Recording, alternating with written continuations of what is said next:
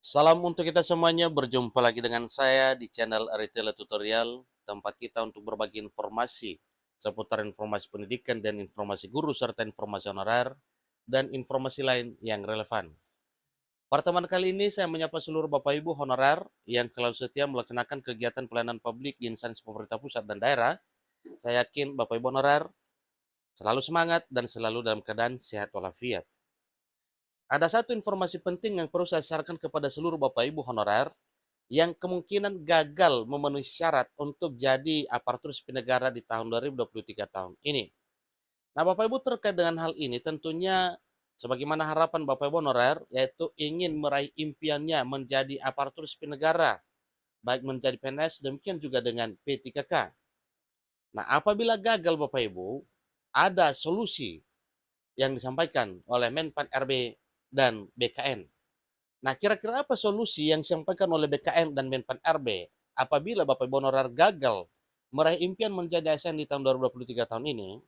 Bapak Ibu, mari kita simak informasi ini dan jangan lupa sebelum masuk pada informasinya, dukung channel ini dengan cara like dan subscribe, share, dan komen, serta nyalakan tombol notifikasinya supaya semua informasi yang disalurkan melalui channel ini selalu update di layar Bapak Ibu. Tanpa basa-basi lagi langsung pada informasinya. Kementerian Penanggulangan Aparatur Negara dan Reformasi Birokrasi Kemenpan RB berkolaborasi dengan Badan Kepegawaian Negara atau BKN untuk merumuskan solusi bagi tenaga honorer yang gagal diangkat menjadi aparatur sipil negara di tahun 2023 tahun ini. Nah, tentunya Bapak Ibu, ini satu kolaborasi yang dilakukan oleh Menpan RB dan BKN terkait dengan nasib honorer. Itu pertanda kepada kita bahwa memang benar-benar pemerintah sangat memperhatikan nasib honorer ini, sehingga berbagai solusi pun akan ditempuh demi keselamatan honorer. Tidak hanya itu, Menpan RB juga memberikan solusi untuk tenaga honorer yang selama ini statusnya tidak pasti dengan rencana penghapusan status honorer yang selama ini menjadi isu yang fenomenal. Akan tetapi, dalam proses pengangkatan honorer menjadi pegawai aparatur sipil negara tidak mudah karena harus melalui tahapan dan regulasi yang harus diikuti dengan seksama. Selanjutnya, salah satu persyaratan pengangkatan tenaga honorer menjadi pegawai aparatur sipil negara adalah usia serta masa pengabdian selama 1 hingga 20 tahun. Ini sudah sering disampaikan, tetapi pada informasi kali ini lagi disinggung tentang usia masa kerja para honorer. Jadi hal ini merupakan syarat penting untuk menentukan layak atau tidaknya seorang honorer mendapatkan kenaikan status. Menanggapi hal ini, Badan Kepegawaian Negara atau BKN telah melaksanakan proses pendataan mencakup lebih dari 1 juta jiwa tenaga honorer di seluruh Indonesia. Jadi para tenaga honorer yang telah masuk dalam data tersebut dan tidak memiliki status aparatur sipil negara memiliki peluang besar untuk diangkat menjadi pegawai aparatur sipil negara. Tak berhenti saja di situ. Dalam kerjasama antara Menpan RB dan BKN, mereka juga membuka peluang baru melalui seleksi P3K 2023 yang secara khusus difokuskan pada tenaga honorer di Indonesia. Selanjutnya, menurut Menpan, fokus utama dari upaya ini adalah memberikan peluang kepada 80% tenaga honorer untuk meningkatkan status mereka menjadi pegawai aparatur sipil negara. Sehingga nantinya mereka dapat lebih merasa diakui dan memiliki stabilitas dalam karir mereka ke depan.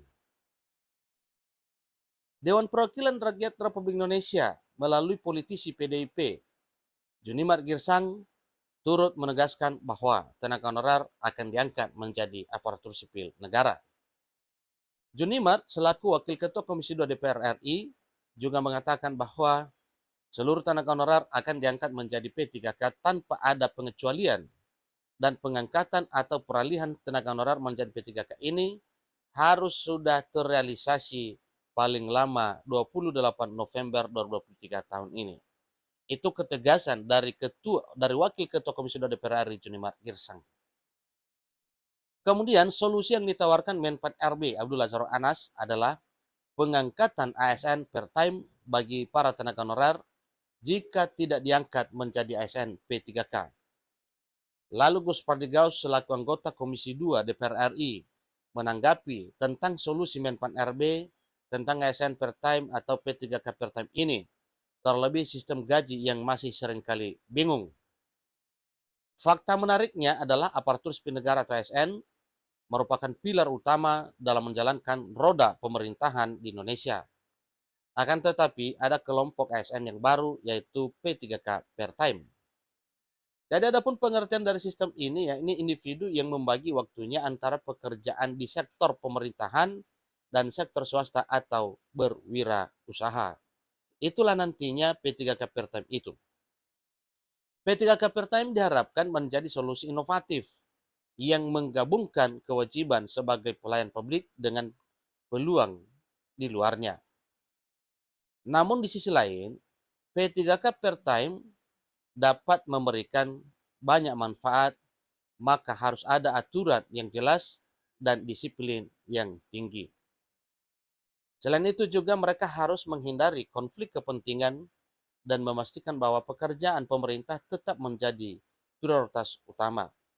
Nah tentunya nanti dengan para honorer ini diangkat menjadi aparatur sipil negara, sebagaimana tuntutan Undang-Undang ASN dan tuntutan pemerintah, yaitu wajib meningkatkan dan mempertahankan kualitas pelayanan publik.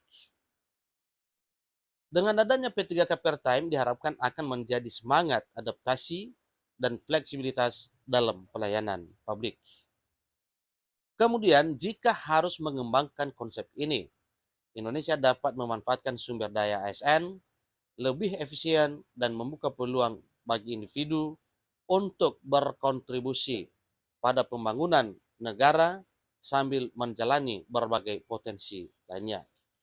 Itulah informasi terkini untuk Bapak Ibu honorer, di mana sebagaimana yang disampaikan bahwa bila Bapak Ibu honorer gagal meraih impian menjadi aparatur sipil negara di tahun 2023 tahun ini, oleh karena sulit memenuhi persyaratan, maka ada solusi sebagaimana yang disampaikan oleh Menpan RB dan BKN dalam hal pengangkatan menjadi aparatur sipil negara di tahun 2024 tahun depan. Ada apa ini kita sebut-sebut 2024? Karena sesuai dengan apa ketentuan yang telah disampaikan bahwa 6 bulan setelah pengesahan Undang-Undang ASN yang baru, maka pemerintah bergerak cepat untuk melakukan penataan dan penuntasan atau penyelesaian honorer ini. Itu sudah ketentuan Bapak Ibu. Ini kecuali bagi mereka yang diangkat karena mengikuti seleksi tes di tahun 2023 tahun ini, tentunya tidak akan mengikuti mekanisme pengangkatan honorer sebagaimana yang dibahas seperti informasi ini. Demikian informasinya. Semoga informasinya bermanfaat. Sampai ketemu pada informasi berikutnya. Terima kasih.